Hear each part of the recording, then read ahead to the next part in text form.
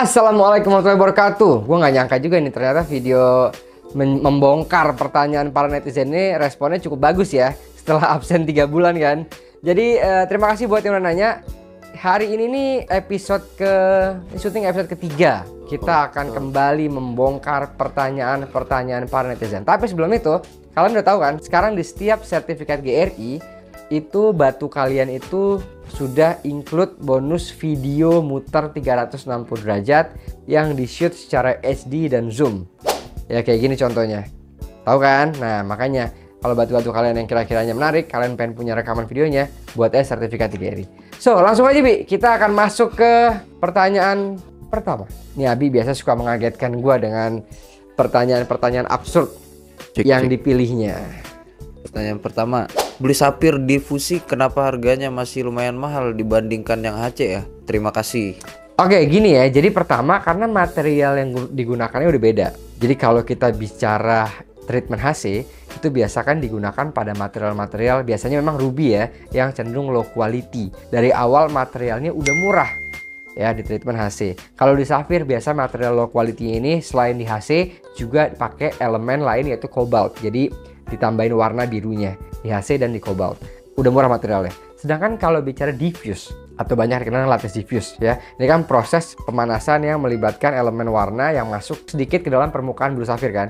Material yang digunakan itu awalnya biasanya itu barang-barang good quality sapphire yang warnanya kurang bagus. Misalnya light blue, very light blue, atau bahkan colorless. Nah, material ini ketika di diffuse menjadi biru, tentu ada value yang bisa meningkat. Otomatis harga jual pada akhirnya pun jauh lebih tinggi dibandingkan dengan material yang HC. Nah, selain itu, material diffuse ini juga bisa menjadi alternatif buat para pemain batu yang pengen punya warna blue sapphire royal blue, tapi harganya kan kelewat tinggi misalnya ya. Dia bisa dapat mungkin setengah harga atau bahkan lebih rendah lagi, kualitas warna yang sama, tapi memang diffuse. Nah, ini juga ada market tersendiri gitu. Gue pernah lihat kok barang-barang besar sapphire besar di diffuse lakunya berapa? Ratusan juta juga gitu. Jadi mudah-mudahan itu menjawab ya kenapa HC murah sedangkan lattice diffuse bisa mahal.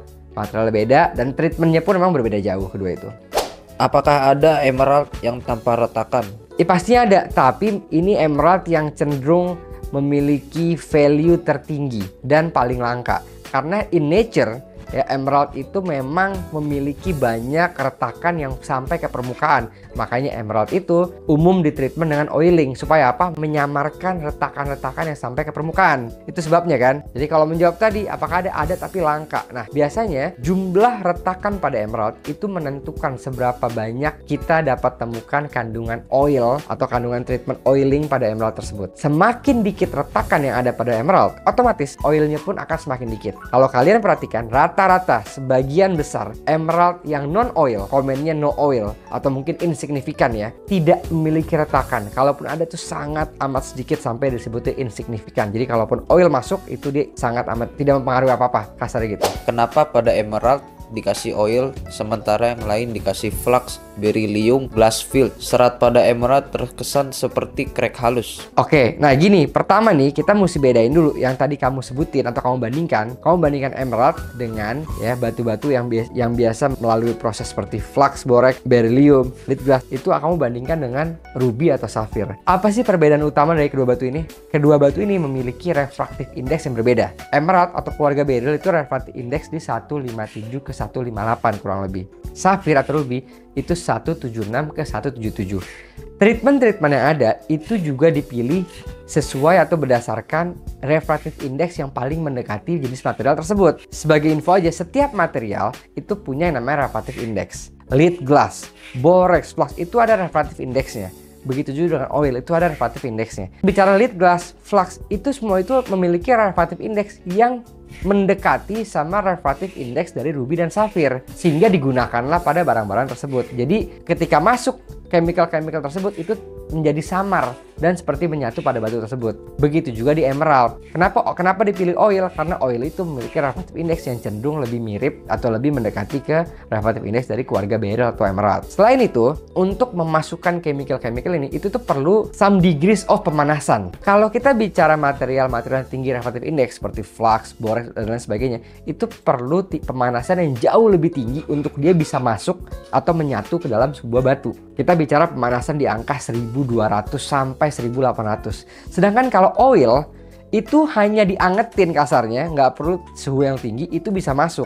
Lalu juga kalau bicara emerald, itu tuh kalau dipanasin terlalu tinggi nih, itu juga bisa ngancurin batunya. Beda sama ruby sama sapphire yang jauh lebih tahan. By the way, kalian juga jangan salah ya, oil ini sekarang ini juga dipakai loh, digunakan di batu-batu lain selain keluarga beryl. Bahkan meskipun dia refractive index beda jauh nih, di ruby pun sekarang udah mulai banyak oil dimasukkan. Cuman ya itu dia, kemampuan oil itu sebetulnya kan cukup terbatas. Dia hanya bisa menyamar-nyamarkan crack. Karena kalau di batu ruby atau safir kadang itu nggak cukup. Ya mereka perlu yang lebih. Karena kalau menyamarkan doang ya udah, hal-hal lainnya tidak meningkat. Sedangkan mereka mencari treatment yang bisa meningkatkan lebih dari sekedar menyamarkan. Beda case-nya dengan emerald. Gitu kurang lebih. Ada nggak natural green chalcedony yang asli selain batu Garut? Jika ada, gimana cara bedain? Gimana pertanyaannya? Masih adakah natural green chalcedony yang asli selain batu Garut? Material chalcedony yang asli green chalcedony selain batu Garut? Batu Garut. Oh pasti ada dong. Pasti ada, Bi. Itu dong jawabannya. Apalagi jawabannya? Material chalcedony selain green chalcedony selain Garut gitu kan, Bi? Material green chalcedony kan di Indonesia mungkin maksudnya gini nih. Gua ngerti sekarang. Maksudnya gini kan di Indonesia ini kalau green chalcedony itu identik dengan Garut gitu, Mat. Ada nggak sih material green chalcedony lainnya tapi bukan Garut? Ada.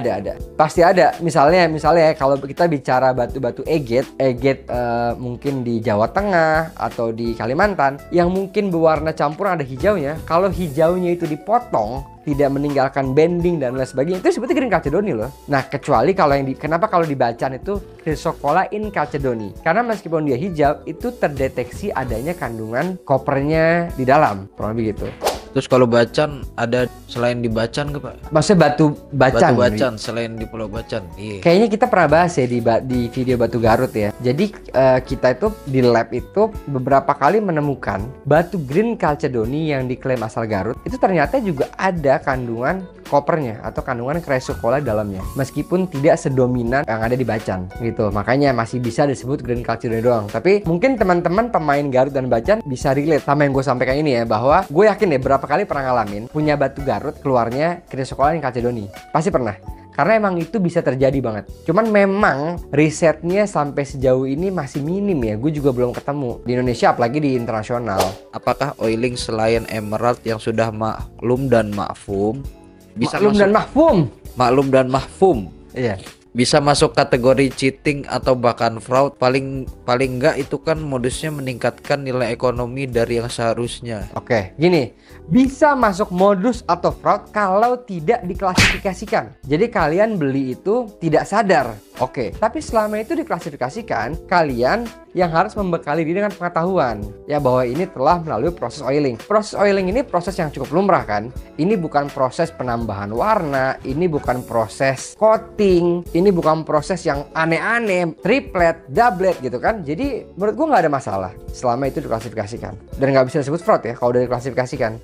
Saya buat memo origin batu turmalin di GRI tapi gak kedetek ya originnya. Itu kenapa ya? Gini. Ini gue coba jelaskan ya. Batu-batu seperti turmalin, garnet, zirkon, topaz, sitrin, quartz, peridot, dan lain sebagainya itu adalah batu-batu yang hampir mustahil secara ilmiah dibedakan originnya atau dipastikan asal dari mana. Kenapa? Karena batu-batu ini pertama sumbernya banyak ya. Kedua, ciri-ciri dalamnya antar satu negara dengan negara lain tuh kurang lebih aja. Dan yang ketiga, jurnal di dunia yang secara spesifik membahas perbedaan origin asal ini tuh nggak ada. Karena emang di luar negeri, di dunia itu nggak ada yang pusingin zirkonnya dari mana, dari Sri Lanka kek, dari Madagaskar kek, dari Zimbabwe kek, nggak ada yang pusingin. Topaz dari mana, nggak ada. Cuma mungkin di Indonesia aja nih, gue juga nggak tahu nih kenapa jadi begini. Nah makanya di ODGRI itu biasa staff kami customer service jelasin batu-batu yang bisa keluar origin tuh hanya beberapa kok. Kayak misalnya garnet tuh cuma ada garnet yang bisa, tapi cuma satu, Saffloret garnet. Kenapa? Ketemunya cuma satu di dunia. Ya cuman di Tanzania dan Kenya. Yang kedua itu nyatu juga dulunya, baru terpisah belakangan ini aja. Lainnya nggak bisa. Kita itu harus memberikan edukasi apa adanya. Yang nggak bisa bilang nggak bisa. Jangan yang nggak bisa jadi bisa, karena kan cuan dong. Gua kan bisa aja nih di GRI nih. Bayarnya beda loh, ID origin terima aja termalin. Lihat dari Google, tulis termalin asal dari mana. Tapi kita nggak melakukan itu. Ya karena kita bukan by Google. Kita harus by checking, by our checking, identifikasi kita dan lain sebagainya. Gitu bos. Terus kalau Sapphire nggak kedeteksi originnya gimana itu? Ya bisa aja. Sapphire ada beberapa case, apalagi bicara basaltik. Ya Sapphire asal basaltik. Tahu nggak lab-lab luar kayak Lotus, terus lab di Leiden, apa namanya, GGTL ya. Mereka itu sekarang tulisnya itu originnya basaltic origin. Pernah ada satu konsumen bilang sama gue, oh berarti mungkin nggak mau capek kayak labnya. Bukan nggak mau capek, dia hanya memberikan fakta gitu bahwa memang tidak semuanya ini bisa terdeteksi.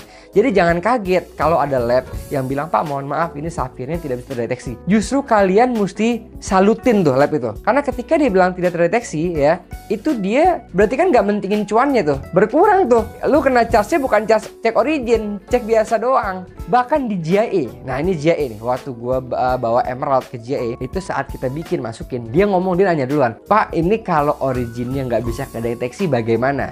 Apakah mau dikosongin atau ditulis origin tidak terdiagnosa? Itu GIA, salah satu founding father yang fokus dalam penelitian origin.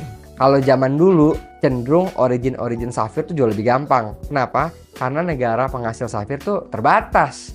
Dulu nih cuman ada Kashmir. Nih waktu awal penelitian origin mulai digagas ya, itu cuman ada Kashmir, Sri Lanka, Burma, Thailand kalau nggak salah. Hanya 4. Yang mana keempatnya ini punya karakter yang berbeda-beda. Sekarang muncul Madagaskar. Lo tau nggak? Madagaskar itu punya inklusi dan karakter warna safirnya yang paling menyerupai Sri Lanka. Seperti saudara kembar. Ini fakta yang orang banyak nggak tahu. Makanya orang protes gini kan. Ini gimana sih kadang keluar Madagaskar, cek lagi keluar Sri Lanka. Atau sebaliknya. Kemarin Sri Lanka, sekarang keluar Madagaskar. Jangankan di Indonesia, di luar negeri aja itu terjadi. Tapi bukan berarti kita tidak bisa meminimalisir hal itu. Kadang-kadang yang kalian lihat di postingan di sosial media itu kan yang buruk-buruk 1-2%. Yang 98%-nya orang nggak posting ketika hasilnya bagus atau menguntungkan kan, diem. Tapi ketika ada yang keliru-keliru dikit diposting, bersuara lah gitu. Yang berhasil 100 biji nggak bersuara. Jadi memang ini realita yang terjadi. Kayaknya bukan cuma di Indonesia, di seluruh dunia. Apa hanya Nephrite yang ada warna putih? Jet nggak ada warna putih. Kalau putih itu udah pasti Nephrite atau bukan? Atau sopo, banyak jadeite putih banyak Bi. Ya Nephrite ada, jadeite ada. Roti kosong ada, roti telur ada, roti sardin, roti peranta. Banyak lah, banyak ada itu. Kalau actinolite ini apakah sama tough-nya dengan Nephrite? Jadi kalau actinolite sama Nephrite, memang kalau bicara toughness pasti Nephrite ya. Itu dia, Nephrite itu salah satu batu dengan toughness tertinggi. Tapi actinolite itu juga punya kandungan fibrous-nya kan. Fibrous-nya ini juga toughness-nya cukup tinggi. Bingung-bingung kan lo sama jawabannya? Makanya nanya yang susah. Next. Om bisa nggak sih masa tulisannya Om bisa nggak sih di memo di Indonesia? Oke, ya udah terus. Om bisa nggak sih di memo di Indonesia ada keterangan nilai batu rendah, menengah atau tinggi gitu? Kenapa nggak dikasih? Karena ini lab batu bukan appraisal, ya kan? Kita lab batu tuh fokusnya adalah identifikasi, ya batunya apa, treatmentnya apa gitu kan. Kalau bicara itu kan tentang harga kan, itu appraisal namanya. Nggak cocok lab batu, cocok ke pedagang. Kalau Sapphire Paparaca itu gimana ya Pak? Maksudnya gimana sih? Gitu. Maksudnya gimana? Pada ketawa tapi. Gini, Abi Manyun, Paparaca itu varian yang diberikan pada safir yang memiliki perpaduan warna antara pink dan orange tanpa boleh adanya perpaduan warna lain termasuk merah, coklat, brown, yellow, purple dan lain sebagainya. Bahkan untuk masuk kategori Paparaca juga ada acuan standar yang disepakati oleh beberapa lab besar di dunia dengan istilahnya LMHC, Bahkan sampai ke syarat-syaratnya apa aja itu ada semua dibahas di situ ya. Nanti kita akan juga kupas juga di video lain tentang paparaca.